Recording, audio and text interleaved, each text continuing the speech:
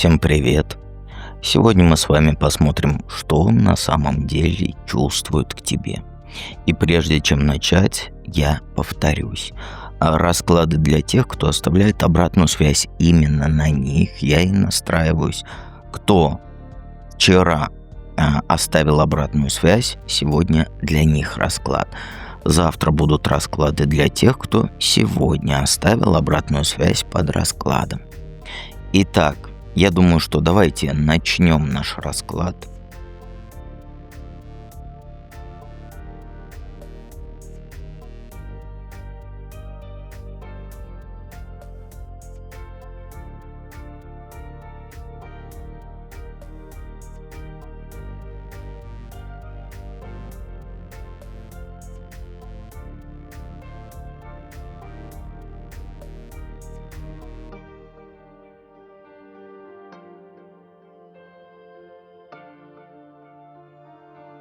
Единички. Первый вопрос у нас для сигнификации. Что сейчас между вами? Чтобы ты поняла, для тебя этот расклад или нет. Ну, знаешь, между вами сейчас все честно, но нервно. И ты вот это все чувствуешь прям каждой клеточкой своей кожи. Хоть сама себе еще и врешь. Вы знаешь, вы оба уже давно переступили такую точку, где можно было там списать все на случайные переписки, на мелкие разговорчики. Сейчас ты читаешь его ходы. Ты видишь, как он на тебя смотрит, как прислушивается к тому, что ты говоришь, как подстраивается под твой ритм. И он не тот, кто вот просто тратит время. Ему, знаешь, ему важно, как он рядом с тобой выглядит, как он там в твоих глазах выглядит. Поэтому он сейчас старается показаться таким ровным, уверенным, адекватным мужиком, который, как говорится, знает, чего хочет и знает, чего делает. У вас сейчас между вами, знаешь, нет откровенных сцен, нет драм, нет вот этих выяснений отношений. Зато есть такое ощущение, что вы играете в очень конкретную игру. Типа, кто первый покажет, что ему реально не все равно. А внешне ты спокойно, вид делаешь, что у тебя все, как говорится, под контролем, что у тебя своя жизнь, свои дела, а он где-то там рядом бонусом. Но внутри ты уже перевариваешь каждый его там жест, фразу, обиду ловишь, если что-то не так ответил. Внимание ловишь, если первым пишет. И сидишь, как будто все нормально. Он тоже понимает, что между вами не пустота. Видит, что ты не из толпы, ты потому что выделяешься. И он уже внутренне поставил тебе другой статус, а не вот этот на уровень легкой истории. Но при этом, конечно, он не спешит. Зачем ему раскрываться, да? Потому что ему важно сейчас оставить за собой позицию такого человека, который уверенно держится и не липнет. У вас этап сейчас такой, когда притяжение уже признано на уровне действий, да? То есть он ищет там поводы рядом быть, ты тоже не отталкиваешь, даешь доступ. И между вами не туман, нет. У вас спокойное, осознанное сближение, где многое вы проговариваете не словами, а по фактам все видно. Вот не знаю, как объяснить. Ну, то есть ты сейчас делаешь вид, что все сама решает, но по правде ты уже на него ориентируешься. Планы корректируешь, сообщений ждешь и не ври, что это не так. И, конечно же, что ты самое любишь делать, это сравниваешь других с ним. А он, знаешь, он чувствует твою глубину, но и твою закрытость он чувствует. Поэтому, он, знаешь, он старается сейчас показать, что с ним надежно, не стыдно и, как говорится, хорошо. Между вами сейчас просто маленькое сближение, без ярких вот этих сцен, но с очень четким смыслом. Что он чувствует к тебе? Ну, знаешь, без детского сада. Он к тебе относится не как вот к очередной девушке на вечер. Нет, у него к тебе вот такое теплое, искреннее, очень живое чувство. Но оно у него вырастает не из фантазий, а из того, как вы реально взаимодействуете. Он тебя не идеализирует. Он видит, что с тобой можно нормально разговаривать, можно какие-никакие задачи решать, договариваться можно. То есть, что он видит, что с тобой можно, понимаешь? И у вас, точнее, для него это не просто там Писюлькина хотелка, извини меня, а вот больше, чем просто страсть. Ты для него девушка, с которой он чувствует себя адекватным и живым. То есть вдохновляешь его, и он с тобой рядом расслабляется. И знаешь, он сейчас внутри себя драму не строит. Не мается, не рвется в истерике, да, я даже не знаю, кто так делает. Но у него есть интерес углубляться вот в ваше общение, понимаешь? Ты у него, знаешь, вызываешь такое чувство и уважения, и любопытства. Он с тобой чувствует себя вот как можно, как сказать, как с тобой отношения по-нормальному строить. Не через манипуляции, а через вот реальные шаги. При этом у него к тебе конкретная симпатия. Он ревнует. Кстати, да, он ревнует, когда вот, как сказать, когда понимает, что у тебя есть другие люди, с которыми ты так же тепло общаешься, как с ним. И ему это не нравится. И у него сейчас не холодная вот эта оценка, подходит она мне или нет. Нет, у него сейчас потихонечку поднимается вот это ощущение влюбленного пацана, который хочет написать, узнать, как дела, лишний раз увидеться, но он, знаешь, вот, как сказать, навязчивым, липким он старается не выглядеть, понимаешь? То есть он к тебе чувствует просто мягкую привязанность. Ну и волнение есть, конечно. Что тебе делать, зная все это? Ну, знаешь, вот ты обычно все портишь себе. Вот на этом моменте, как сейчас у вас. Сейчас твоя проблема в том, что ты сама себя загнала в рамки и сидишь в голове со своими страхами и установками. Вместо того, чтобы нормально, как говорится, проживать то, что тебе дает. Ты зажался, не говори, что не так, потому что ты боишься ошибиться. Тоже боишься показаться навязчивой, боишься, что там тебе опять залезут в душу, нагадят и уйдут. Из-за этого ты в позу становишься, типа «я ничего не чувствую, я вся такая самостоятельная». И начинаешь вот эту каждую его паузу считать как трагедию. Тебе, знаешь, тебе надо прекращать в жертву играть, в жертву обстоятельств. И переставать ждать от него волшебного знака, после которого ты разрешишь себе жить. Мужик, он, знаешь, рядом с тобой он эмоционально зрелее, чем ты ему сейчас позволяешь быть в своей голове. И у тебя с ним как раз вот этот редкий случай, когда можно по-настоящему поговорить. Ну, по-взрослому, я бы сказал. Понимаешь? Тебе теперь нужно вот сделать несколько вещей, да? Там, во-первых, хватит ныть. Хватит перестать молча обижаться и за него додумывать, потому что ты это любишь.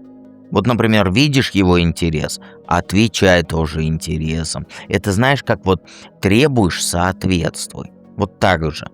Хочешь с ним общения, не строй из себя ледяную статую. Поддерживай контакт. И, конечно, себя надо уважать.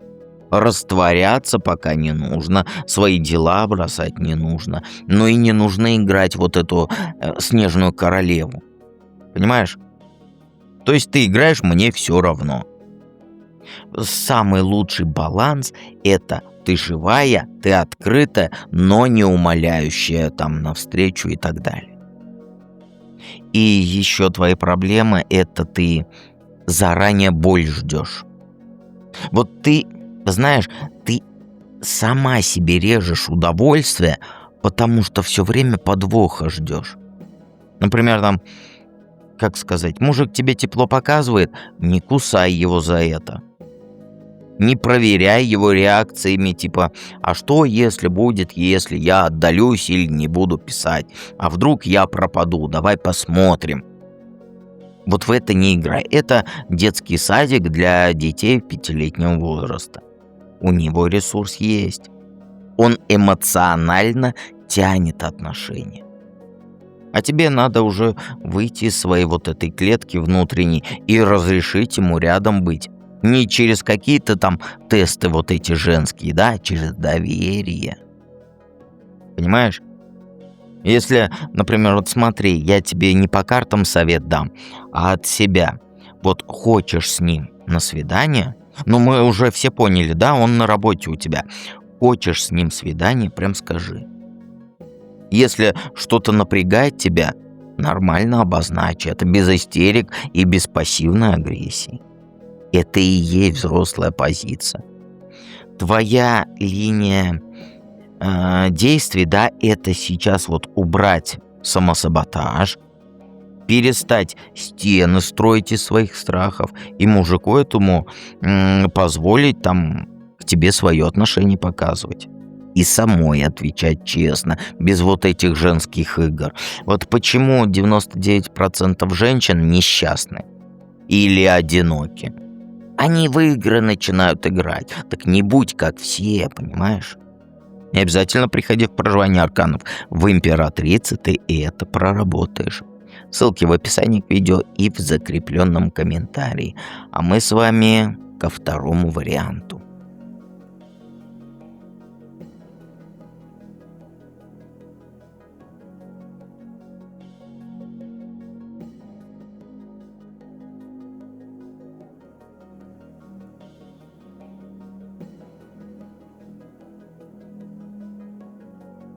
Двоечки, напомню, сегодня расклады для тех, кто вчера отношения говорил. А те, кто вчера отношения мне предложил. Ужас какой, вот что у меня на уме в мои 50 тысяч лет. Прям вот, Сегодня расклады для тех, кто вчера комментарий оставил под вчерашним видео. Завтра, напоминаю, расклады для тех, кто под этим видео оставит комментарий свой. Почему? Потому что мне же нужно знать вас, чтобы вам расклады резонировали. Итак, двоечки. Что сейчас между вами сигнификация? Ну, по картам тут даже трактовать не нужно. Все просто и жестко, без всяких сказок. То есть я объясню. Вот смотри. Он на тебе залип, да? Будем называть имена своими... Да что ж такое? Своими словами. Забыл, как это говорится, представляешь? Будем называть вещи своими именами. Вот так вот. Дедушка старый, дедушка немощный, и все. Кукушка полетела. То есть у вас он на тебе залип сейчас. Но... он все зажимает, что можно. И вот ты тоже сидишь с этим всем, как будто деньги чужие нашла, да, и страшно их потратить. Он к тебе тянется. У него в голове такая картинка, как вам вместе, как все красиво, как все спокойно, без бардака вот этого. Понимаешь? Ну, и у него до тебя был бардак, кстати. И... такая проблема, что он ничего не делает. Понимаешь? Он держится за свою привычную жизнь, вот эти за свои порядки, за свои удобства, и тебя держит на дистанции. Чтобы у него вот была и ты как надежда, да, и при этом не нужно было ничего менять. Рисковать не надо, выставлять свою уязвимость не надо, душу открывать не надо, и вот он за это держится. Ну, ты тоже не пушинка, прости меня, но ты же уже чувствуешь, что он в тебе видит вот это что-то особенное. И тебе это нравится, как бы ты ни некала. Но ты начинаешь играть в закрытую. То есть первый ты не пишешь, ждешь, чтобы там он доказал, что не такой, как все, да? фильтруешь каждую его реакцию, чтобы себя не опозорить. В итоге вы оба сидите, каждый в своем углу. Вот как в детском садике. Не знаю, сейчас такое есть или нет, но вот как раньше было. Один в один угол, другой в другой угол. И вот вы так сидите в разных углах и думаете, вот-вот станет лучше, вот-вот станет глубже, честней, но никто из вас не двигается навстречу друг другу. Он боится комфорт свой потерять, показаться слабым боится. И ты ошибиться боишься, снова вляпаться в историю, где тебя обещаниями только кормят. Между вами не страсть, но и не равнодушие. Нет, между вами не равнодушие. У вас есть уже какая-то вот ниточка эмоциональная, но она такая вот, знаешь, такой формат, пока и так нормально, не будем дергаться. Понимаешь?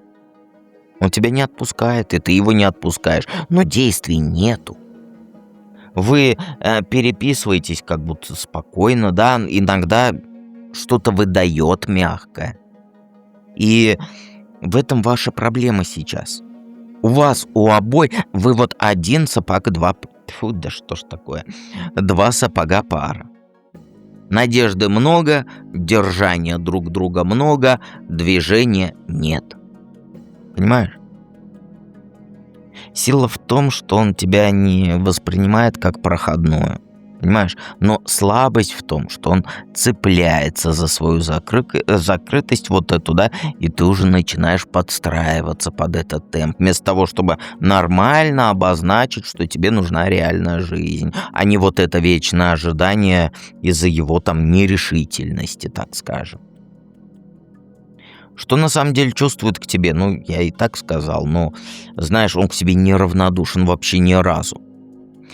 Тут не этот, как сказать, у него на тебя реакция живая, так назовем. Ты ему нравишься и как женщина, и как человек, но у него стопор внутренний. Понимаешь? У него сейчас такой период, когда он эмоционально выдохся после своего прошлого, причем хорошенечко так. И он решил, что вот инициировать что-то серьезное – это риск, на который он пока не хочет идти. Ну и не пойдет. Он не хладнокровный, нет. Не отстраненный. У него пауза. Понимаешь, просто в паузу ушел, где ему легче, тихо тебя наблюдать, фантазировать, как все могло бы быть, да, чем реально лезть к тебе и отвечать за последствия потом. Но теплые чувства у него к тебе. Фу, да что ж такое? Теплые чувства у него к тебе. Ты знаешь, ты для него не игрушка, нет, не запасной вариант. И не просто тело, да? Ты для него образ, который вдохновляет, который его из мрачных мыслей вытягивает. То есть ты для него как глоток нормальности, и он этим подпитывается, кстати. Понимаешь? Ему нравится разговаривать с тобой. Ему прям важны твои реакции, твое мнение, твое внимание. И он вот ловит вот это все от тебя. Ревнует, кстати, когда чувствует, что ты отворачиваешься от него или там уйти можешь. Но реакцию свою он замораживает. Ведь делает, что ему пофигу. Потому что он боится показать зависимость свою. У него есть желание с тобой сблизиться, тебя поцеловать с вот этими вот всеми фейерверками. Хочет. Но, знаешь, у него, когда он хочет, включается такой тормоз. Типа, я это уже проходил, типа сначала красиво, а потом будет больно. Поэтому он свои чувства свои внутри держит. Понимаешь? Ну а что я тебе скажу? По-другому никак. Что тебе делать, зная все это? Ну знаешь, перестань сидеть как школьница и ждать, что он созреет до подвига. У тебя есть сильная позиция. У тебя есть своя жизнь, свой фундамент, свои люди, свои дела, свой ресурс. Ты вот не тот, кто, как сказать, бросаешь все к его ногам и подстраиваешься под его темп вот этот медленный. И тебе, знаешь, сейчас нужно четко мысль поймать, что его вот этот тупняк, так назовем, да, это его выбор. А твой выбор не превращаться в запасной вариант, да, или там вечно ждущую, вечно понимающую и прочее вот это все. Ты остаешься в своей стабильности. Работа, деньги, дом, там, дела, подруги, разбор своих привычек. И знаешь, с ним нужно убрать вот из игры молчаливые обиды, проверки, пассивная какая-то надежда. Ты прямо начинаешь жить так, как жила бы, если бы у тебя все было нормально в личной жизни. Ухоженная, занятая, спокойная и планы есть на жизнь. И когда он объявится с вот этими полунамеками или там недоромантикой, ты не бросаешься, не строишь из этого события года, а спокойно реагируешь. Типа, знаешь, вот как: хочешь, приходи нормально, по-честному говори, показывай действия. Не хочешь, ну, у меня тоже нет времени тянуть резину. И внутри тебе придется признать, что он слабохарактерен в вопросе чувств, отношений и так далее. И дай понять, что ты не будешь вытаскивать его за уши из его спячки. Он мужчина все-таки, а ты девочка. Поэтому не лезь к нему вот с этими разговорами. А что мы будем делать? Не давишь, не уговариваешь, а своим поведением выставляешь планку. Какую? То, что рядом с тобой место не для вот этих половинчатых жестов. Страдаешь? Не ты, а он. Если страдаешь, иди страдай, я все-таки девочка, я не обязана мужчин вытягивать. Мы, как говорится, не женаты, чтобы я тебя в чем-либо поддерживала, да и подстраивалась под тебя. Поэтому так все. Трезво на все посмотреть. Без драм, без вот этих всех ерундовин. Я думаю, что ты поняла. Приходи в проживание арканов, ссылка в описании к видео и в закрепленном комментарии. Давайте перейдем к третьему варианту.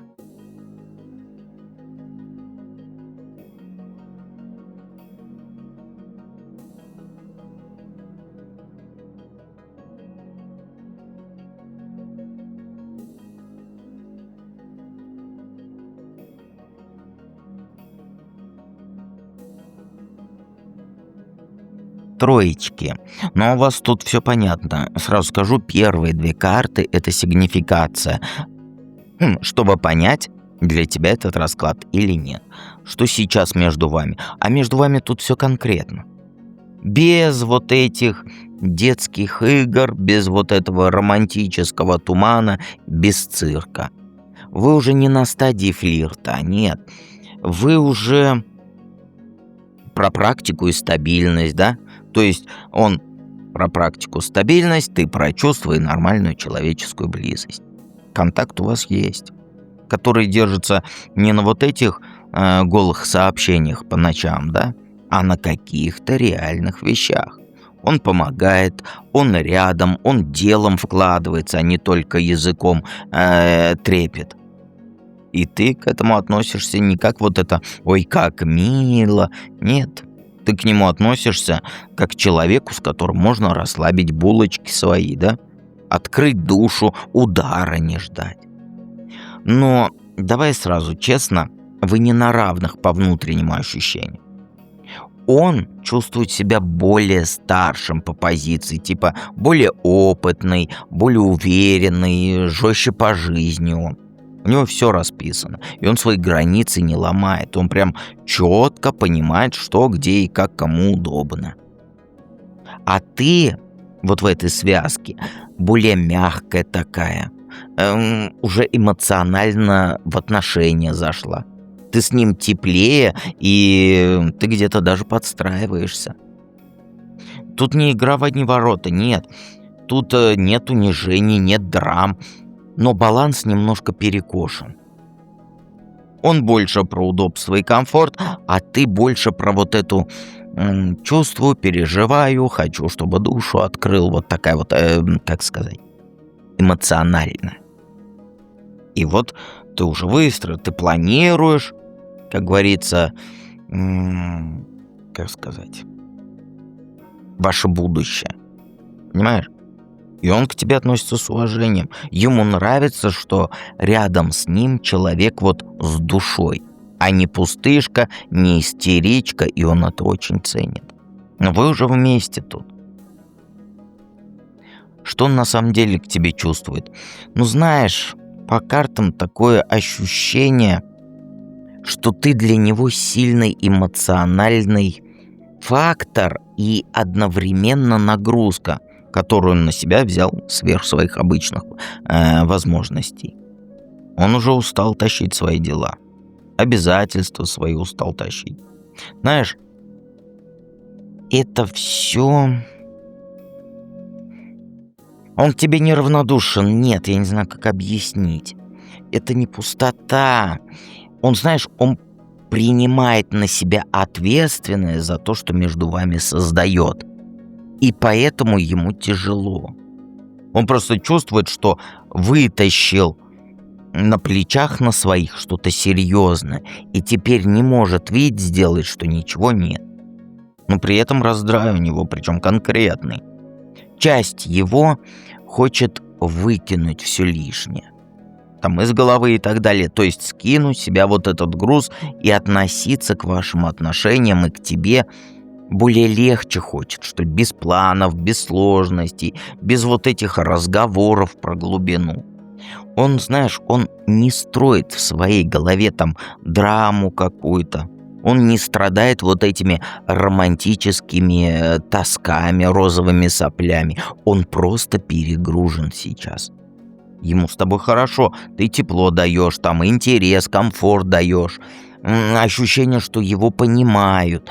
Но это же и давит, потому что рядом с тобой он чувствует, что, как сказать, вот накосячить будет стыдно, исчезнуть будет подло, халатно относиться тоже не про вас. Вот понимаешь, вот я не знаю, как это, диссонанс какой-то. У него внутри странная смесь.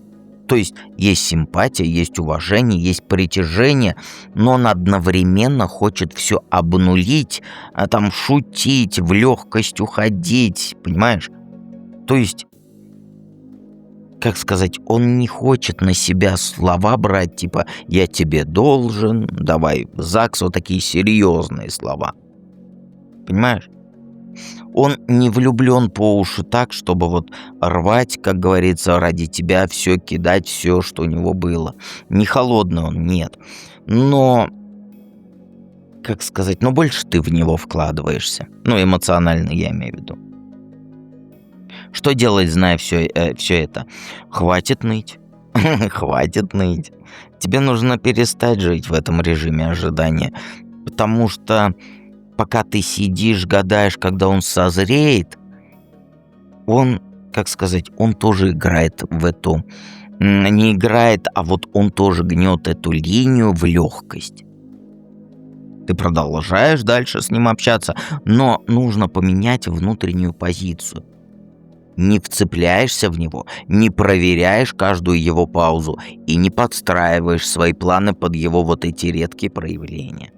Выравнивать баланс нужно. Понимаешь? Из головы убери вот эту вот твою штучку. Нужно мне понять, что у него в сердце. Понимаешь? Это убирай сразу. Допросы не устраивай. В общем, немножко ослабь хватку. Понимаешь? И без вот этой твоей игры в страдания. И запускай обновление в своей жизни. Тоже ты должна, как сказать, мир не крутится вокруг него только. Дела делай, хобби найди, с подругами встречайся. Тебе нужно вернуть чувство, что у тебя тоже есть своя наполненная жизнь от него. От него, говорю, без него. А не вот это ожидание вечного ответа, да или нет. Понимаешь? Рвать отношения не надо ни в коем случае, но и драму устраивать не надо. Ты должна создать такую атмосферу, где с тобой легко, где с тобой интересно, где с тобой искренне, но не халява. Он увидит, что ты на нем не виснешь, и либо он начнет к тебе идти с более осознанной позиции и вкладываться, либо остается на своей дистанции. А ты уже будешь не в этом уязвимом положении, потому что ты не будешь вкладывать туда все до последней капли, понимаешь? Я очень надеюсь, что ты поняла, что я до тебя хотел донести. Картинка есть, а слов не хватает. Обязательно подписывайся на канал, жмякай на колокольчик и помни, что дед всегда рядом.